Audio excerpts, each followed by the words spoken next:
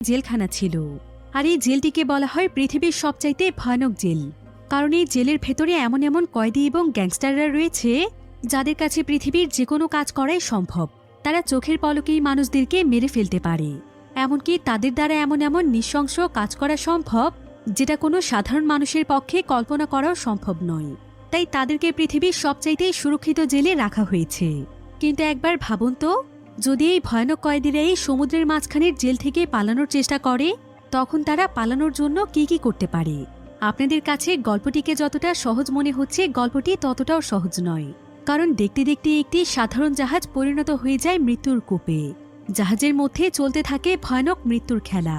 একটি সাধারণ গল্প দেখতে দেখতে কখন যে টুইস্ট এবং থ্রিলারে ভরপুর হয়ে যাবে এবং আপনার অবস্থা শ্বাসরুদ্ধকর করে দেবে, সেটা আপনারা বুঝতেই পারবেন না। তাহলে চলুন ঘুরে আসা যাক সমুদ্রের মাঝখানে থাকা ভয়ানক এক জেলখানার গল্প থেকে। তো গল্পটি শুরু হয় সাউথ কোরিয়ার একটি এয়ারপোর্টে। সময়টা ছিল 2017 সাল। তো আজকে এই এয়ারপোর্টে অনেকগুলো সাংবাদিক ভিড় করেছে, কারণ আজকে ফিলিপিন থেকে একটি বিমানের মাধ্যমে প্রায় 40 জনের মতো ভয়ানক কয়েদিরা এখানে আসতে চলেছে। তো কিছুক্ষণের মধ্যেই তারা কোরিয়ার এয়ারপোর্টে এসে নামে। এয়ারপোর্টে অনেক মানুষই সেই কয়েদিদেরকে দেখতে এসেছে। তবে সেই ভিড়ের মধ্যে একজন ব্যক্তি অনেক সময় ধরে দাঁড়িয়েছিল। আর যখনই সেখানে কয়েদিরা প্রবেশ করে, ঠিক তখনই সেই ব্যক্তি একজন কয়েদির উপর ঝাঁপিয়ে পড়ে। সে পুলিশের সমস্ত সুরক্ষা ভেঙে সেই ব্যক্তিকে মেরেই ফেলতে চাইছিল। যদিও পুলিশেরা সেই ব্যক্তিকে নানাভাবে থামানোর চেষ্টা করে, কিন্তু সেই ব্যক্তি তার সঙ্গে করে অনেক বড় একটি বোম নিয়ে এসেছিল। আর সে খুব দ্রুত সময়ে সেখানে সেই বোমটিকে ব্লাস্ট করে দেয়।